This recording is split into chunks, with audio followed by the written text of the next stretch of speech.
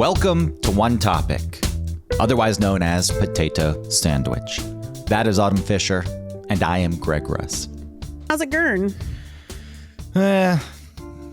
I watched a video that explained why we have LED lights everywhere these days, and it ruined my mood. Some Japanese guy destroyed the world by inventing the blue LED light, which for the longest time people thought was impossible. We had green LED lights and red LED lights, and that's why LED was only used in things like digital clocks and car stereos.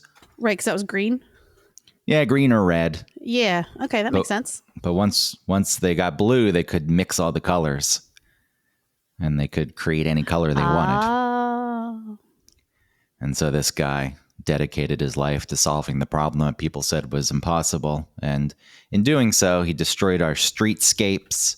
What do you mean? With what?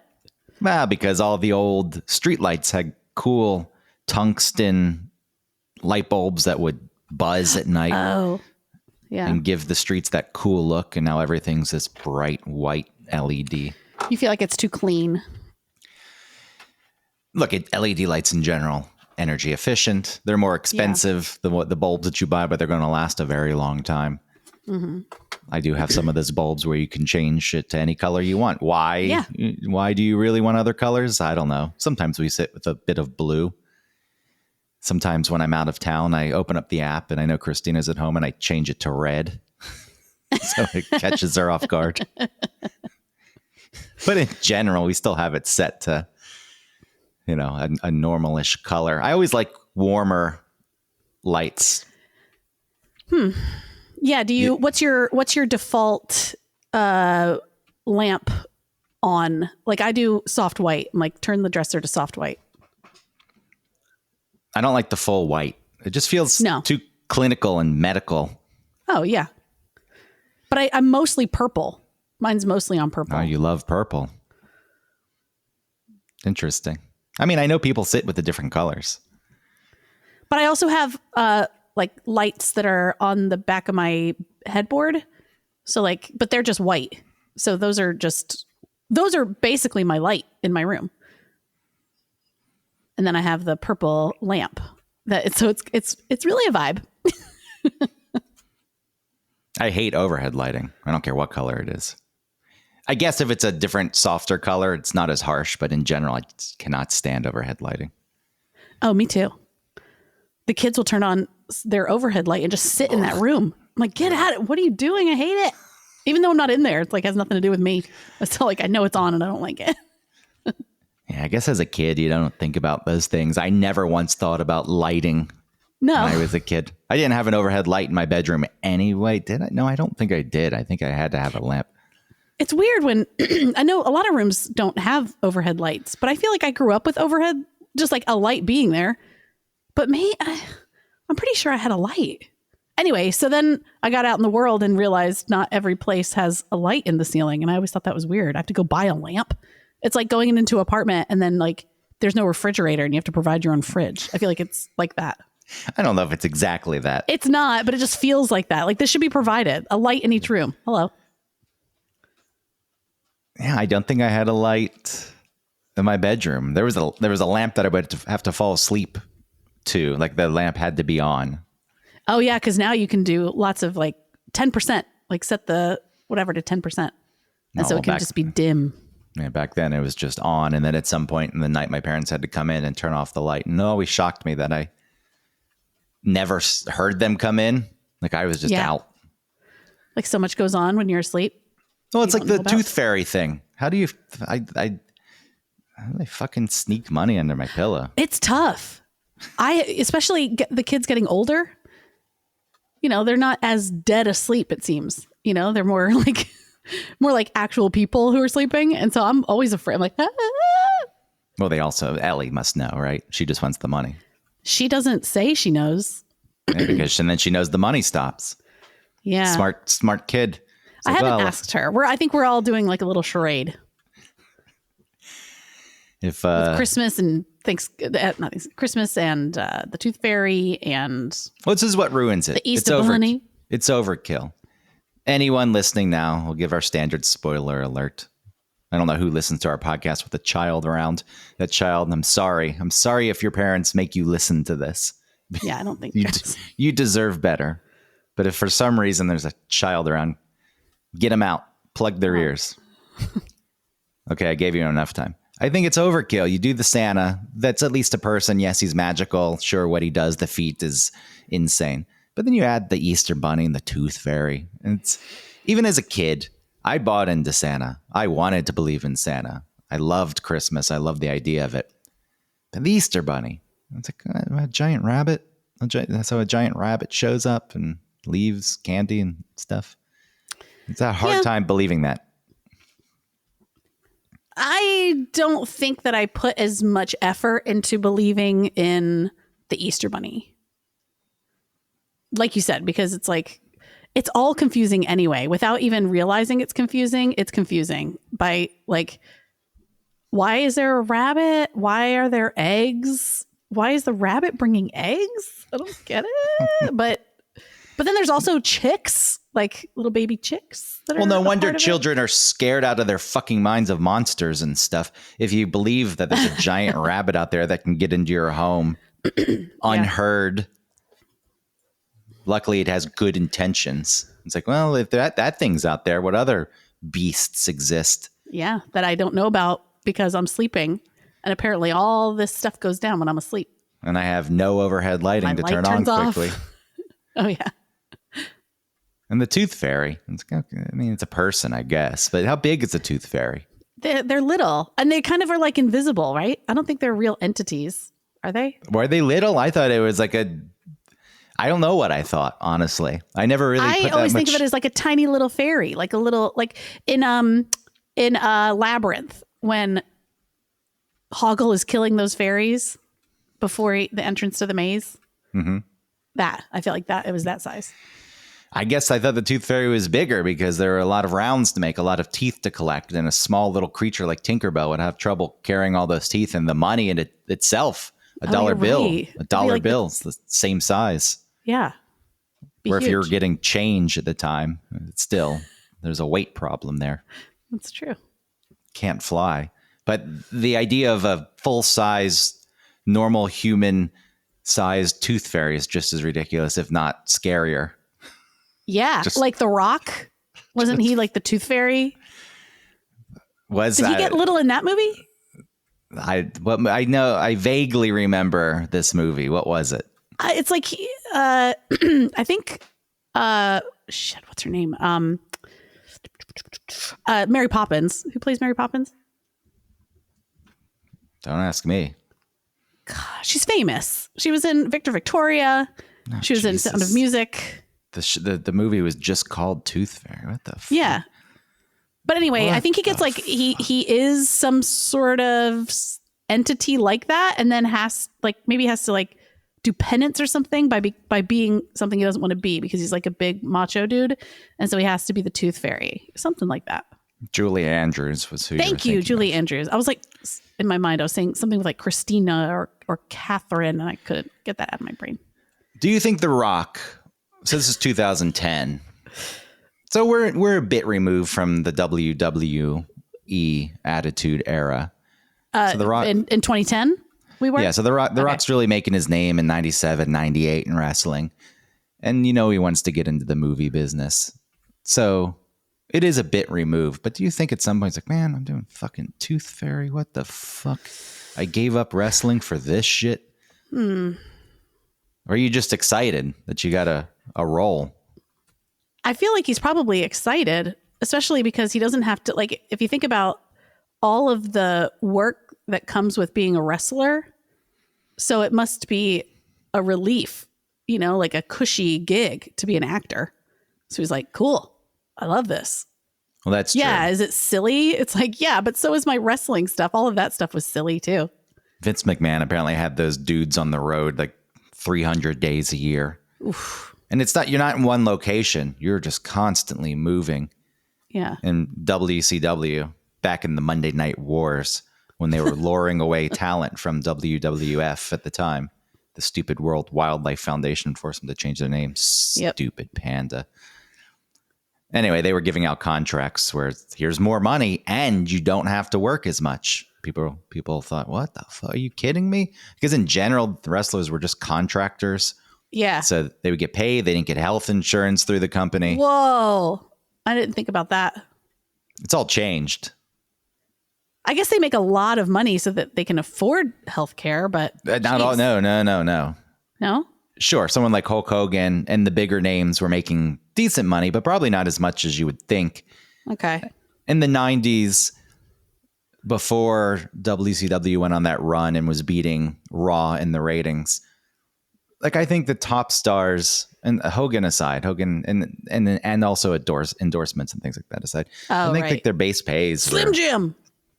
It was still a lot of money. Don't get me wrong. It was not money that I would scoff at, but it wasn't millions and millions of dollars. Okay. I think the top performers would get close to $1 million. And it's a lot of work. That's the top performers, and there's lots of wrestlers, right? There were a lot of people just scraping by. Yeah. They did it for the love. Contractors. That's really interesting. I mean, they were under contract, but it seems like, I'm assuming they were under contract. They must have, couldn't they negotiate for health care? There was one point they tried to unionize. Unionize. Jesse Ventura. Yeah, Jesse Ventura was leading that charge. Okay. And Hulk Hogan narked him out, went straight to Vince McMahon and said, they're trying to unionize Vince, and he shut that shit down. Hulk Hogan has been a real disappointment. He is. Hogan, as a human. He just got booed with Raw going to Netflix. I heard. They brought out Hogan and they booed the fuck out of him. Did they boo him because of that documentary or that docuseries that's out about wrestling and you find stuff out about him? And well, in general, he's just known to be a liar and a weasel, a snake.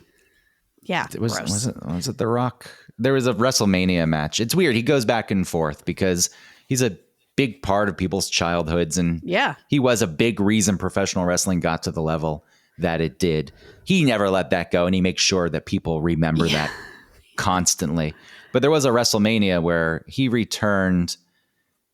So this is after WCW went away because, Ted Turner used to own WCW. Oh. And he infused it with a lot of money, which is why they were able to lure over the big talent from WWF.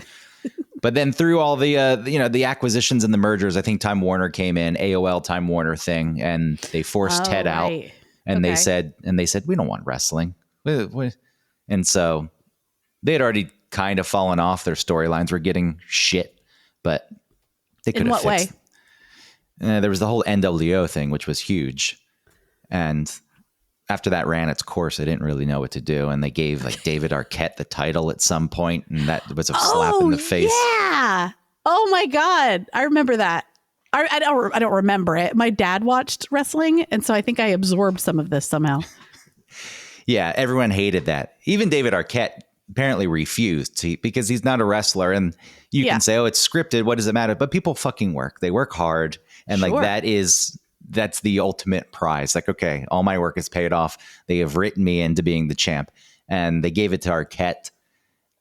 Wrestlers were pissed. Fans were pissed. Why did he do that? Was he thinking it was like an Andy Kaufman type of thing? Because he's kind of weird. Well, yeah, he was getting involved because, he enjoyed it. And there was that movie that tied into his appearances on WCW. He was in some wrestling movie. Oh, okay. So it was strange cross promotion, and that also cheapened the whole thing. That's not the only reason, but that's an idea of where the stories were going. It could have been turned around, probably, but Time Warner wanted nothing to do with it. So Vince McMahon bought WCW and pretty much the vindictive asshole he is punished a lot of those wrestlers just for wrestling in the competition. God forbid they work. Just to get work. If you're a wrestler, what are you going to do? Stay in someone's backyard forever? If you get the chance at something and at money, you're going to take it. The ones that came over got shitty storylines. Like Diamond Dallas Page. They made him a weird stalker and a kidnapper, and he did. He's like, yeah, I forget. I can't remember the full storyline because I also stopped watching wrestling around 2000. So this stuff, I would read about it, but it just kind of lives in my head and I don't know all the details. Point is, around that time, Hulk Hogan came back. He was wrestling The Rock in WrestleMania. The Rock was really over at that point. People loved him. And Hulk Hogan was Hollywood Hulk Hogan, so he was supposed to be the bad guy. And it was just this confusing, like the crowd was cheering for Hulk Hogan and kind of booing The Rock, so they were getting the opposite reactions. So people, they go back and forth. So Hulk was a bad guy at this time, but they wanted people to like that he was there? Is that what you're saying? Well, he was a bad guy and they expected him to be booed, and then he went out and the crowd loved him and cheered for him, and they booed The Rock, and The Rock was supposed to be the good guy. So the crowd has love-hate over the years with Hogan. It's a love-hate thing. They're back to hating him because more of the stories come out about how he was behind the scenes and in the locker room and what a snake he was and ratted people sounds like out. A snake. And he always exaggerates and lies and takes credit for everything.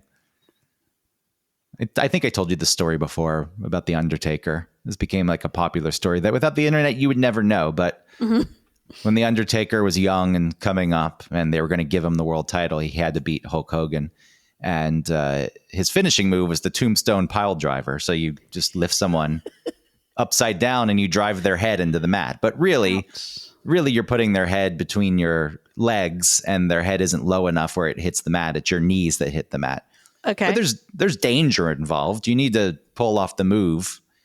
And Hulk Hogan said he didn't want to do the move. And The Undertaker said, I've got you. I promise I will protect you.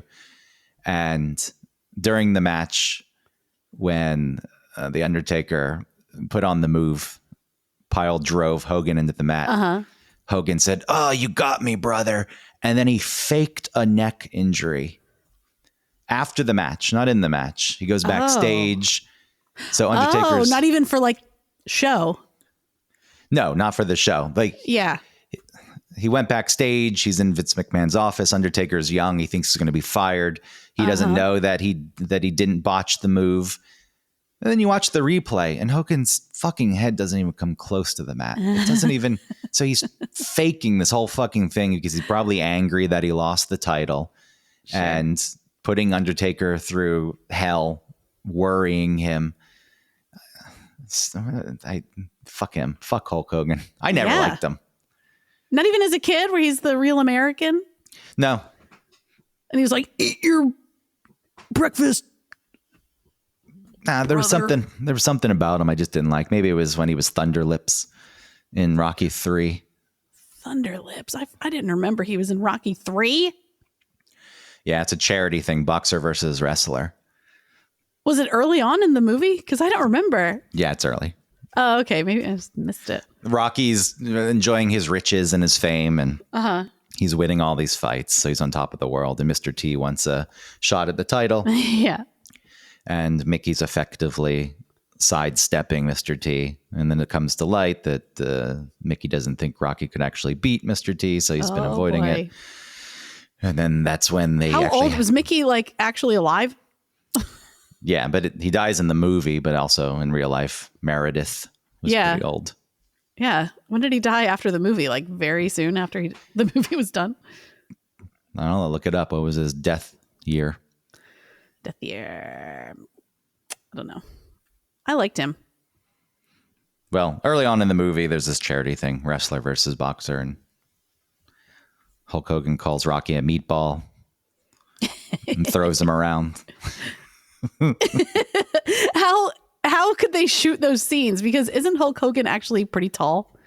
Yeah, they made him look even taller. There's production shots. I mean, Sylvester Stallone's kind of small, especially compared to Hogan. Yeah, but they made the disparity even greater. There's production shots of Hogan standing on an apple box. What? to make him even taller. Wow. For a shot. I feel like Stallone would not be cool with that. Like, he seems like Stallone would have an ego about it, you know? Yeah, he was in great shape, though. I don't know if he cared. Okay. It's for the sake of the movie. You're telling a story. Well, see, I would understand that for the first one. The time that by the time he's gotten to the third one, I feel like he would have more of a bigger head. Burgess Meredith died when? 97. So he wasn't even. So wow, Rocky 3 came out in 82, Oh, and he was 89 when he died. So let me see, he was 87, was 80, 79. So he was in his 70s. He looked older. he sure did. Oh yeah, because he died. Did he die during? Wait, I'm conflating the actual movie and his life, because he died in Grumpier Old Men. But I wondered if did he really die, and that's why I was dead. He was close. Grumpier Old Men was 95.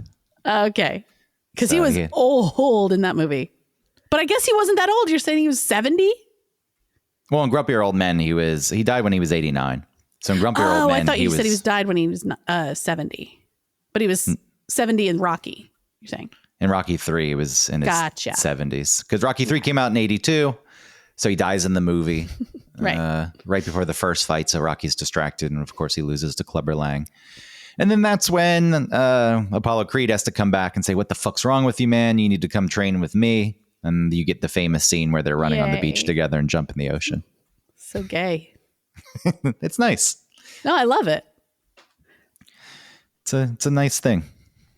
I was watching an interesting take on Predator and how it's kind of this reverse look at feminine, like the feminine experience, the female experience of having to go through life being observed by men, but instead of women being observed by men, it's extremely masculine men being observed by the alien from Predator, and how like all of them have to, what do they do?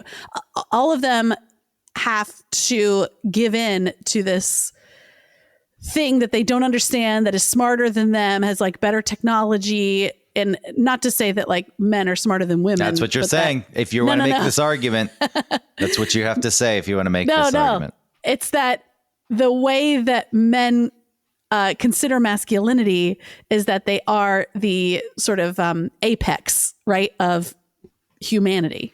Not all men. You understand what I mean.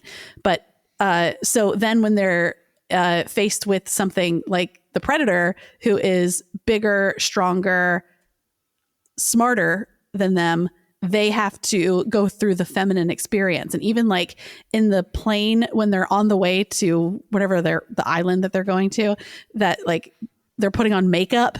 Really, they're putting on like, what is it? Camouflage face, whatever. But it's like they're putting makeup on. They have to get like, what's his name? The Native American character gets naked, I think, or something. So there's just like a lot of interesting correlations between thinking about the female experience with men. I mean, I'm sure they were gearing up in tactical gear. And also like there was a thing where Schwarzenegger, is at the end and he is holding on to those roots of that tree and he's like all splayed open, like he's in this like receiving position. To be bettered or to possibly be killed by the Predator. And then the Predator takes off his mask to show like his own face, right? The Predator's own face. And then Schwarzenegger is so rude and says like, "You're ugly." And rejects the Predator. Good. So maybe though you should look at it through the eyes of the Predator. Now you know what men have to deal with. Women are looking to take them down and destroy them and prove their own worth. And it doesn't matter what the intentions are, because maybe the Predator would have been nice. Maybe the Predator could have been a nice guy, a self-proclaimed nice guy. Yeah, but you can't. But that's also a thing, is that you can't just assume that the Predator, in quotes, is going to be nice. I mean, I think the Predator pretty early on showed you. So my argument doesn't have any legs, but it would have been nice if the Predator came down with good intentions. Yeah, and sure. It was just the behavior. Yeah. It's like, what's that? District 9, District 12. What's it called? District 9. Which one? Yeah. Okay. District 9 with the prawns. Yeah, with like those ugly things. Like you wouldn't think that you would be feeling bad for them, right? Because they were so unpleasant looking. And so it would be a cool juxtaposition for the predator to actually have been like, I'm just trying to give a hug the whole time. You bring up a good point. You do feel for those creatures in District 9, which is hard to do. I've stated before, if the Avatar creatures were ugly, you'd probably be rooting for the humans. Especially if they're so sexy too. They're like half naked and they're strong. They've got breasts. There's no reason for them to have breasts. Everything we know about the way they operate and breathe, there's zero reason. Yeah. Do they breastfeed? But they're tall, slender, sexy, like you said. And if they were ugly, it would be much harder to root for them. Now, I guess anyone being treated unfairly, like that's an easy way to get an audience on the side of a creature or species. Kind of like even in God, I'm having such trouble with Recall. Total Recall. Speaking of that's another one. Is that the one with three boobs? The three-boobed woman? I think so, yeah. Yeah, my favorite. And his face like goes, isn't it that one? His like eyes bulge out and stuff. The three-boobed woman. I remember seeing that and then thinking, wait, none of those were probably real. They were all fake boobs. Not even one of those boobs was real. Well, maybe two were, and then they somehow fit the third one in the middle, but that doesn't work. What is the movie? It's a Paul Verhoeven movie where they have to fight like giant space bugs. Neil Patrick Harris is in it.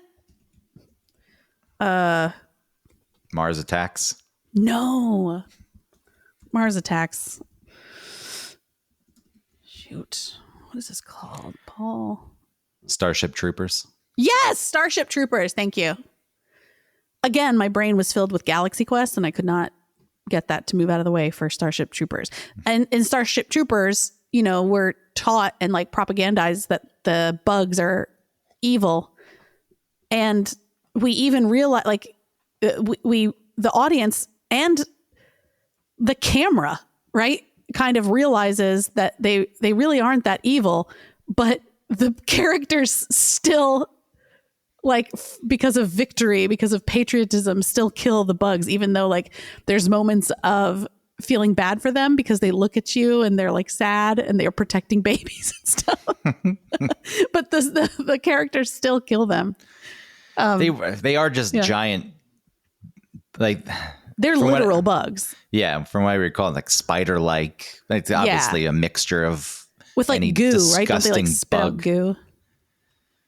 Man, I haven't seen that movie in a long time. Me either. I'd like to watch it again. Do you need to? Is it something that you need to watch again? No, just be like, good to good to watch again. Might be good. Neil Patrick Harris was in that, huh? Yeah. I forgot. Speaking of Neil Patrick Harris, here, send me a text. I changed the text alert on my phone. I want you to hear it. Okay. Tell me if you know what it is. Okay, I sent it. Oh, it's Doogie Howser. That's a good text sound. I made it myself. How long can you let it play forever? Like, will it go? No, it's just do do do do do. That's it, and then you got smart dun dun at the end. Here, I can play it myself, I guess. Let me see. But for whatever reason, I was sitting upstairs and I just started. It was more than a hum. I don't know what you would describe it as, but I started singing. It's not singing though because there aren't words. Yeah, I guess it was doo-dooing.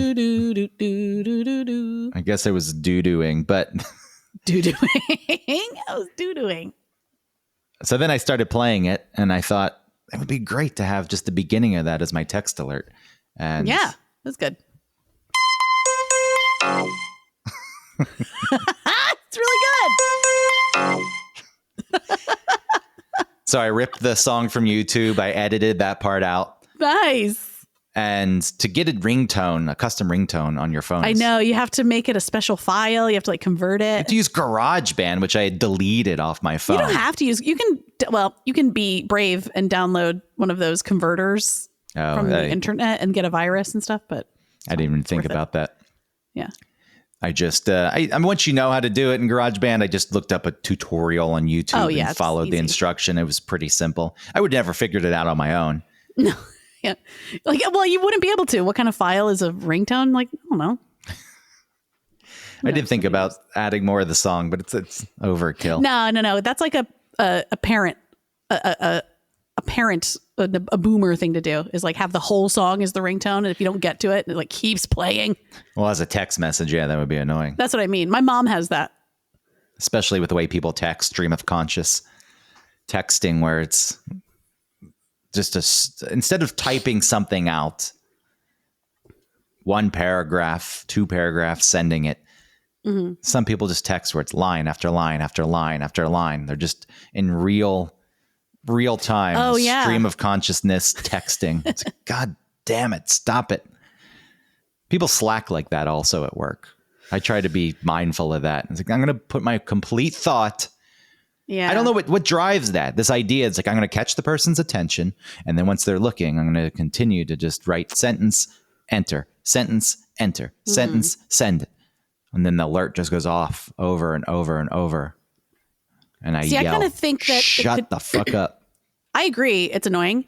But I think because Slack is such a, like, hey, I'm just pinging you really fast. Like, I just need to say something. It's like you say it and then it's there. And then you have to be like, oh, you know what? I need to clarify, or I need to add this. You know, whereas if you were in person, I guess it would be easier to be like, hey. Don't you talk to me. I use Slack in a professional setting. I use Slack in a professional setting. I don't use Slack. I don't use the radio Slack. No, I'm kidding. But I used it for Hoff and Pepper. You're right that there could be a need for further clarification because. But you're right. It does like. Bleep, bleep. But when it's a main, especially when people are working remote and it's your main means of communication, a balance. Okay. I understand that it's also a free flowing. Then once the conversation gets going and there's a back and forth, that's fine. I just wish there were more of an effort for the initial. I have things to express. Let me form my thoughts, organize them, send them to you. Yeah. Instead of just sentence after sentence after sentence. Well, especially the ringing. Oh, is that a natural ringtone? Did someone text you? I did that by accident. I was trying to close my phone and I played it one more time. La, la, la, la, la. Yeah, especially it going off constantly. That's annoying. It is. The things we deal with. Notification. Yeah, the things we have to deal with in this difficult life. So difficult. It's difficult. Too many sounds. Yeah, it's hard for everyone. It's all subjective. What can you say? Every once in a while, take a step back and say, hey, if the worst thing in my life is too many Slack messages, I'm lucky. And then you're allowed to get back into it, lost, angry, annoyed. Until something really bad happens. You're allowed to, it's all relative. Yeah, until something really bad happens and you get diagnosed with cancer and you think, man, I long for the days where the worst thing going on was my Slack messages were too often, too frequent, too loud. Yeah. I mean, that's true. But then if the contrast is what reminds you what life is, because maybe you wouldn't have appreciated it without the contrast. So you needed the contrast. It is a difficult thing to keep things framed. It's surprising because there's such atrocities in the world and people dealing with really awful things.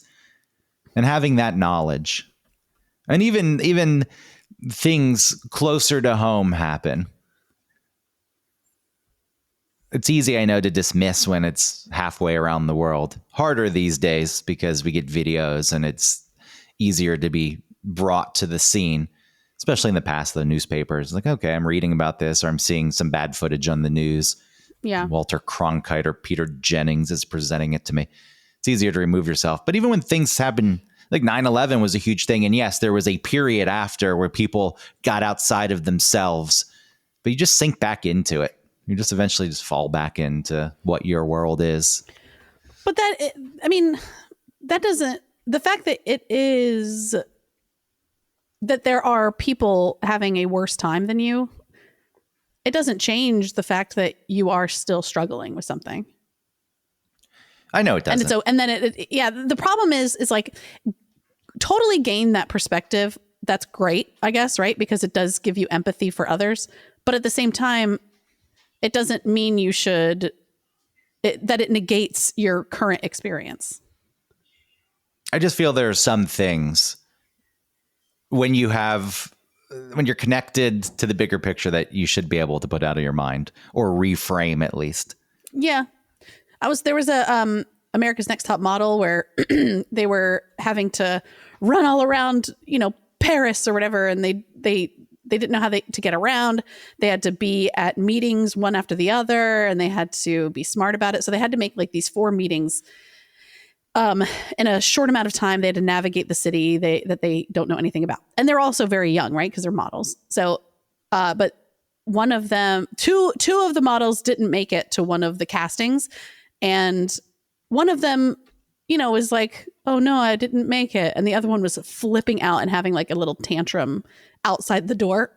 And the other one, who also didn't make it, was like telling her to calm down. She's like, no, you don't know how important this is. Blah, blah, blah. And she was like, people have wars in their country. That's all she said. And I think about that too. Did she calm down? No, she still was a brat and a half. Yeah, it proves we're dumb animals. Our survival instinct is our surroundings. You're just in tune with whatever your world is. And if your world doesn't have any real threats at any given moment, well, you're going to find other things. Yeah.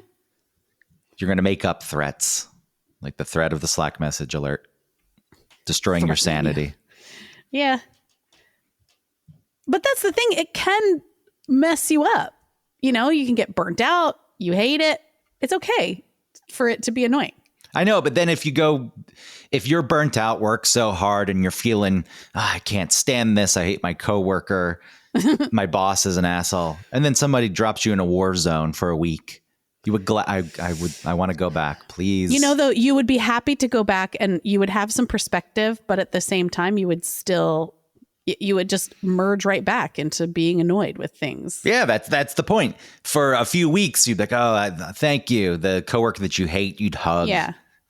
And then a few weeks later, you just kind of readjust. Not to say there wouldn't be lasting effects if you watch people get shot in front of you.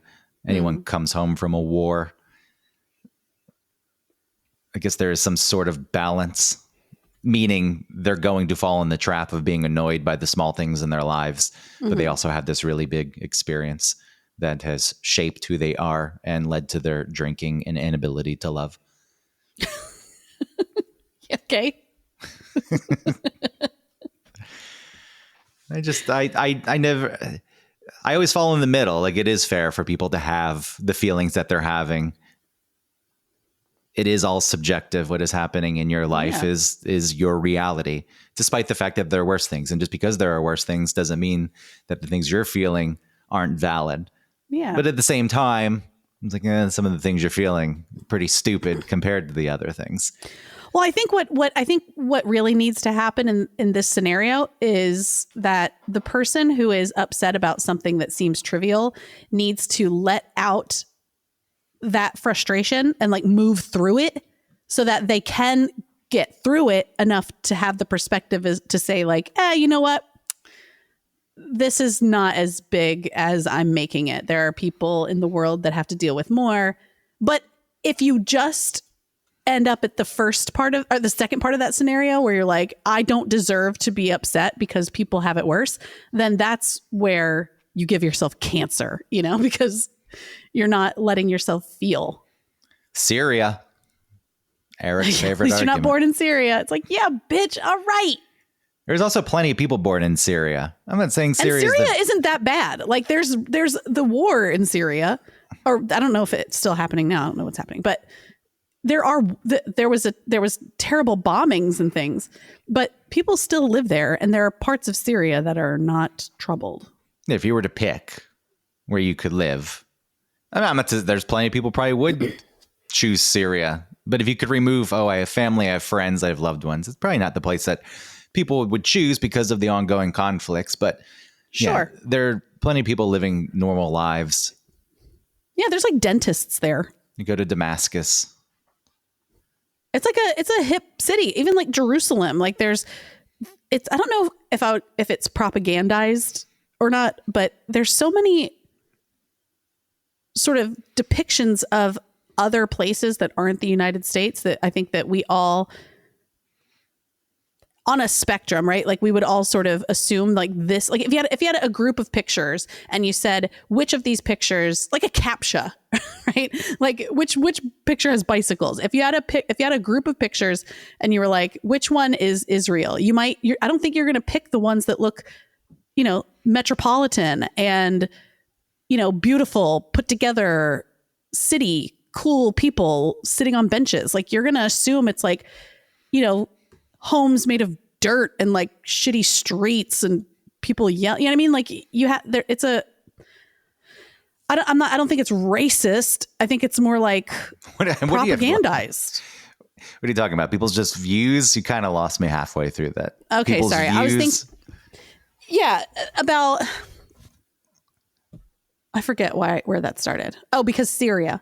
Because you think about like, well, at least you're not born in a place that's different than this because this is the best. It's like, no, there are other places that are similar. Or there are a lot of places that are worse. You want to build on your CAPTCHA thing.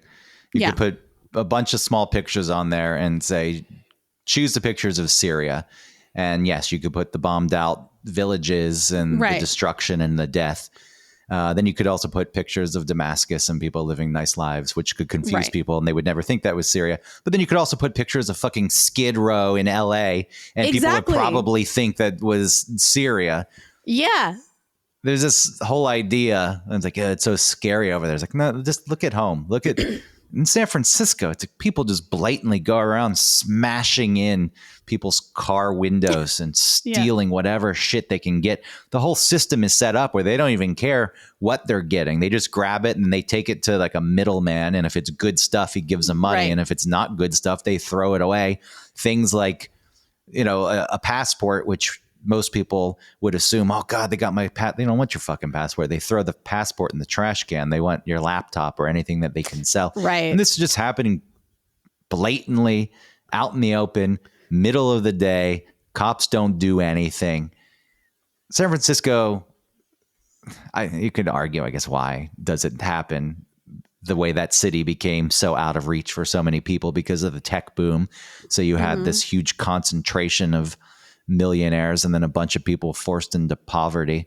It's already hard enough in cities. New York's got a big wealth gap. And I just read there's over 400,000 millionaires here now.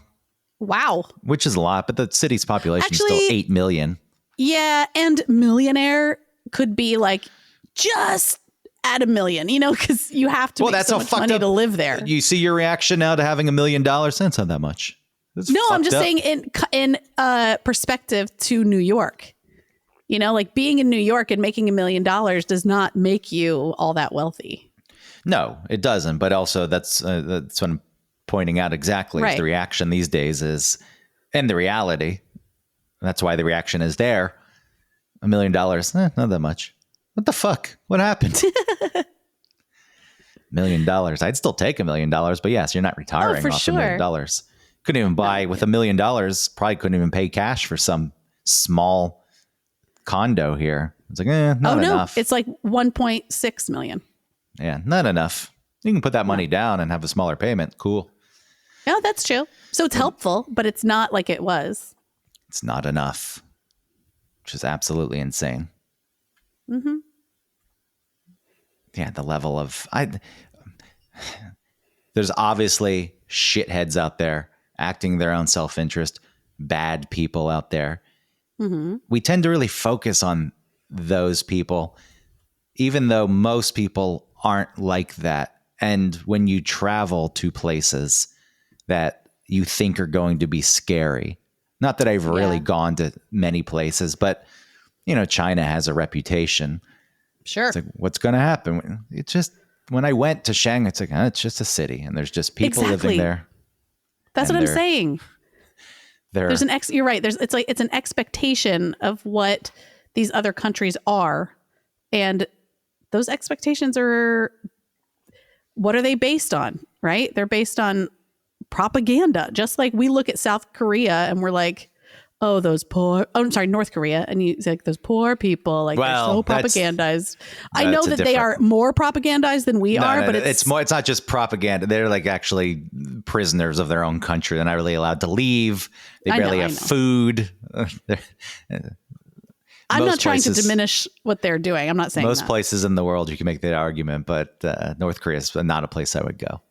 No, I'm not saying I'm going there. Like that would be fine to go there. Oh, I know you're talking about the people who live there also, but I'm saying that they're propagandized and we look at them as like, isn't it crazy? They're so propagandized. It's like, so are we. Yeah, but our lives are North Korea. Yes, I'm not talking about the lives. You're right. Murdering people by feeding them to dogs. I'm not talking about that. I'm not talking about the lives. The person who I'm talking about propaganda. Person who runs the country feeds other people to dogs. You think that's true? That is true. I'm scared to believe things like that. I mean, okay, it's fair to question what was the reporting on that because not too much comes out of North Korea. Right. But I think that was legit. Yes. I don't know what the source was. Fed to dogs. Did he feed his uncle to dogs? Rumors are flying. This is the BBC. Okay. Which we can make the joke that Eric makes on the air. When did that start, by the way? What is his joke? Somebody says from the BBC, and he's like, I forget what he says exactly, but he's like, that's a news organization out of the UK. It's not, this is a family show. Oh, is that what he says? Yeah. Maybe he just didn't know the acronym until recently. So he's like, oh my God. The story is tempting, probably too tempting to be true. The thing about North Korea is that it's so mad, so gruesome that it's difficult not to believe whatever story you hear about it.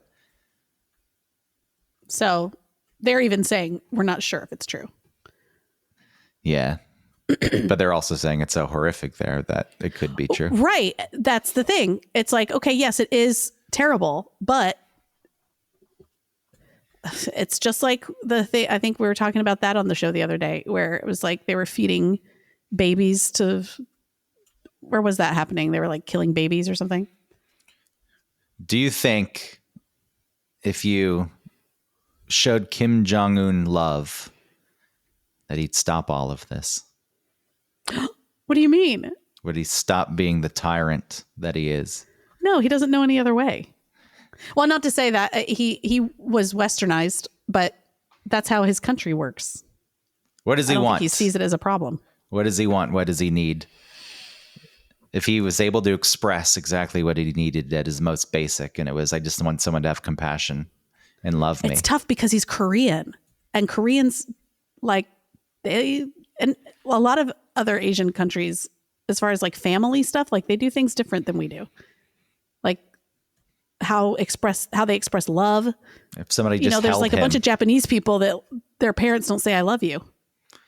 If somebody just held him as a baby with care, yeah, not obligation. Probably. Think about all the boomers and how they act. They also needed love.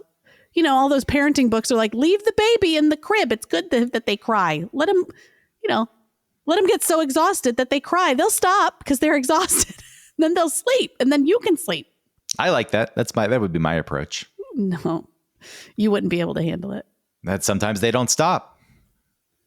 You try to figure out what they want, and they can't tell you what they want, so they just continue to scream. That's right, and you just have to continue to hold them and be there for them, and then they learn that they will always have you there no matter what, even if they're being irrational, you're the person, like the world will not take that, right? But the parent will. Yeah, so maybe And that's when not a you- good lesson to teach them. Maybe It is a good lesson because all your you should irrational always be behavior. a catch-all for your kids. I don't know if teaching kids, I'm not saying you abandon your kids and let them scream. Yeah. I don't really mean that, but teaching them that their irrational behavior is okay.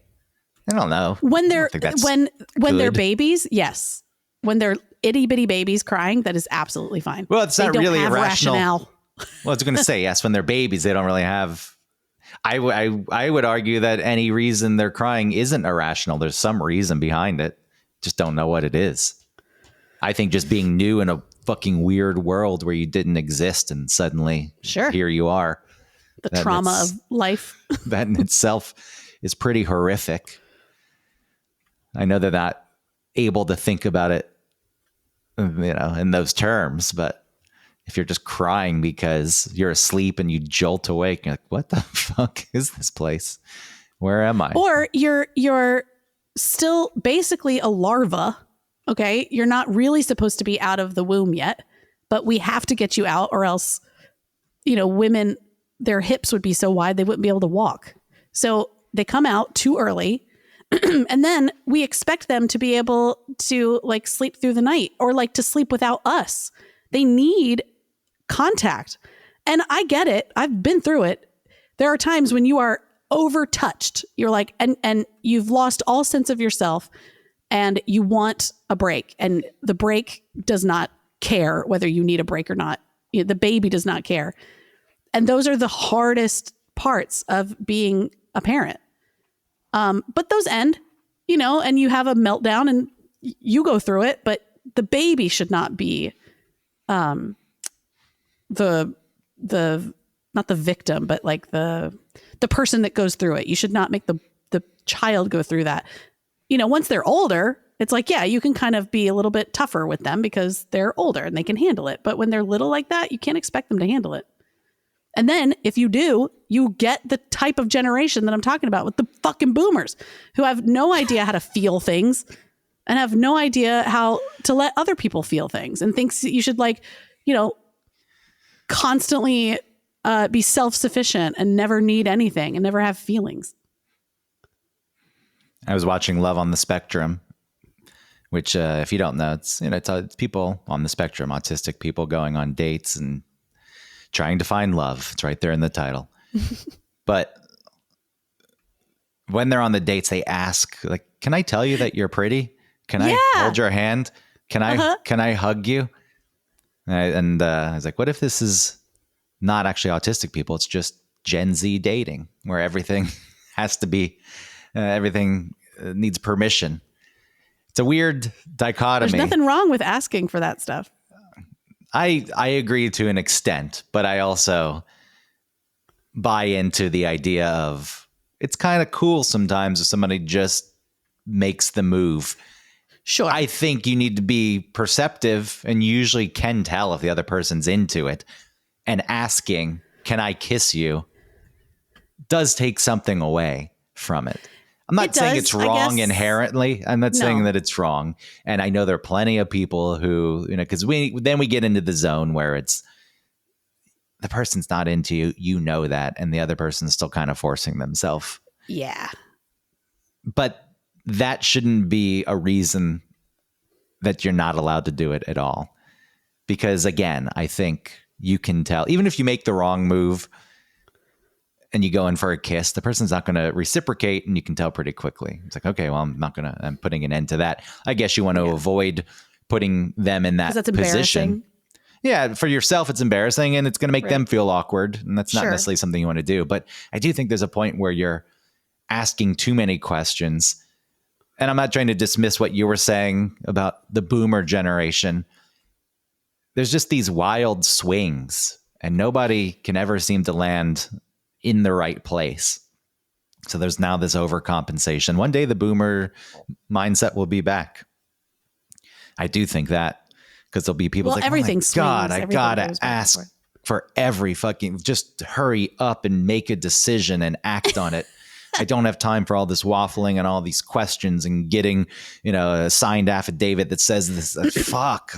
Let's go. But also, we're talking about Gen Z like they're done cooking. Like they're totally done and this is the way that they'll be forever. They're all still pretty young. And when you're young, you're figuring shit out. And not only are they still young, they also had to go through a very strange thing where they graduated during COVID and it's like their last class was done at 3 and that was it. Now they're out of high school. Like that's a weird feeling. There's like no sort of I agree with that. That was a fucking disservice. Yeah. COVID, again, acting in extremes. The amount of time people stayed out of school was fucking insane. I'm not saying that early on you didn't. All right, let's just figure this out. Let's all stop things for a moment. Let's step back.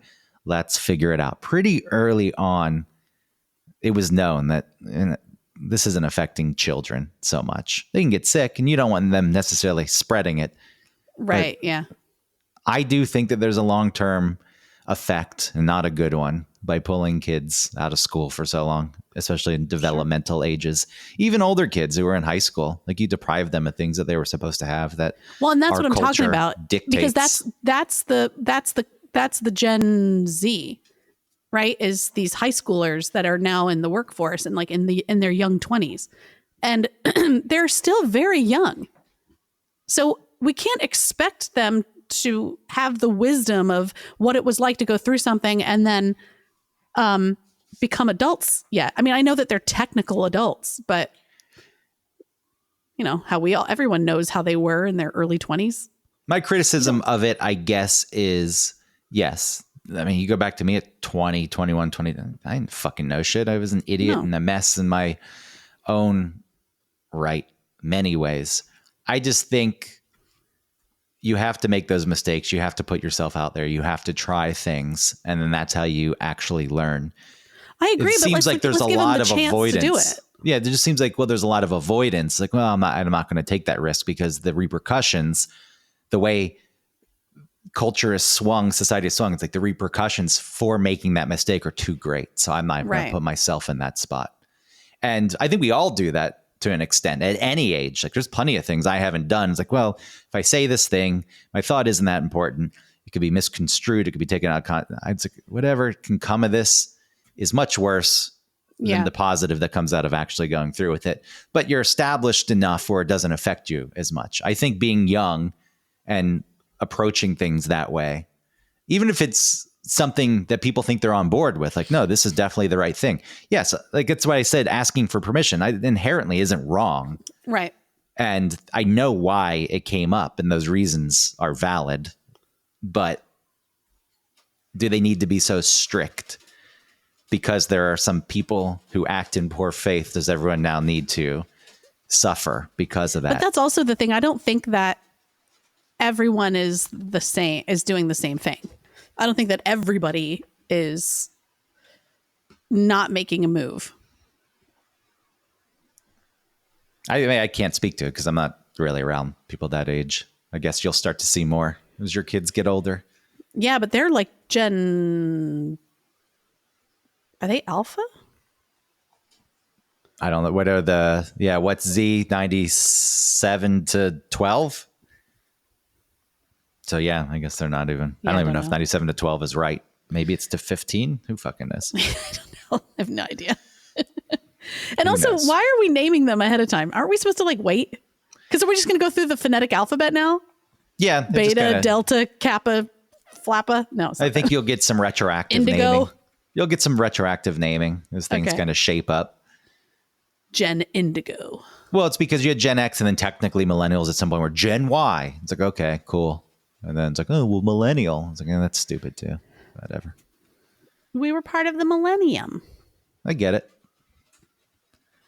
I remember thinking about 2000. I was like, man, what a weird, magical time that will be.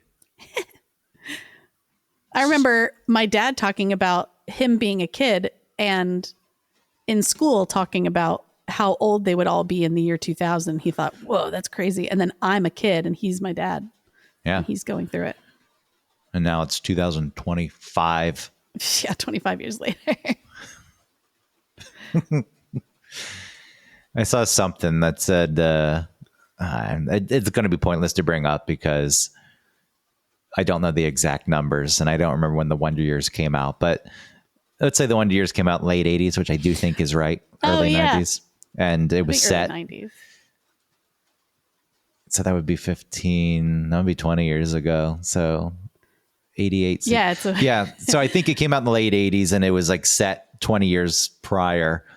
So it's like about, them growing up in the late 60s, early 70s. Right. And these days that would be 2005. It's like if the Wonder Years premiered today, it would be about a kid in 2005. That's pretty weird. Yeah. Yeah, you can do any of that math if you want, though, because a world before you were born just doesn't matter what year it was. It was 2 years before you were born or 50. It all just seems so old.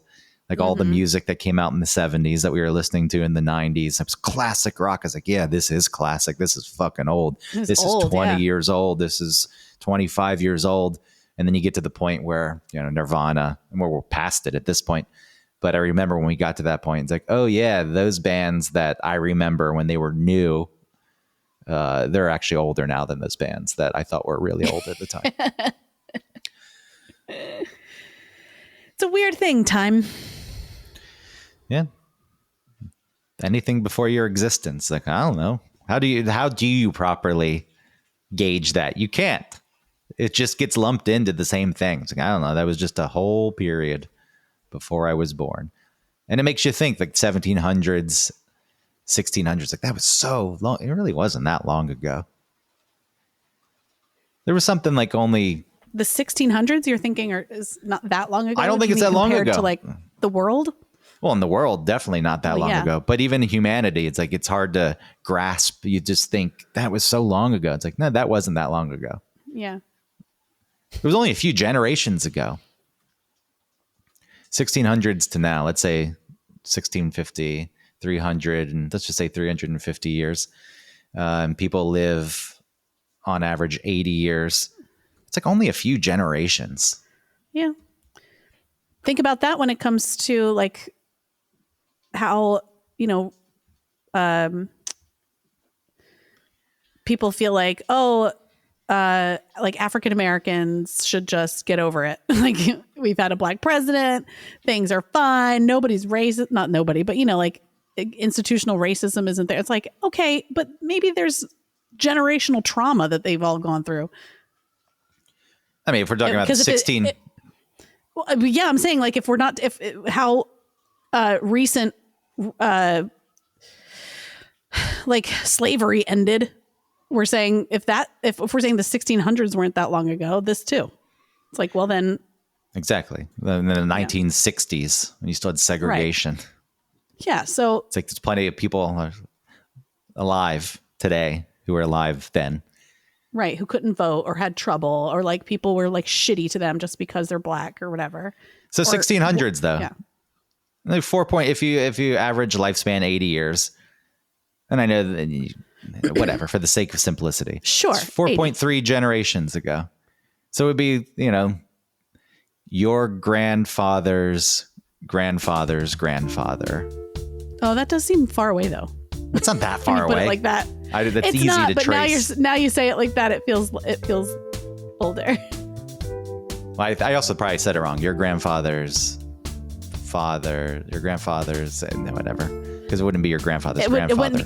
No, yeah, because that is further. Your grandfather's father's father. Now, father just sounds like a dumb word. I've said it so many times. Well, I presented it incorrectly with the member of the family, but you get what I'm saying. Yeah, I do know what you're saying. Whatever. On that weak ass note, you can wrap it up. All right. Thanks, everybody, for listening.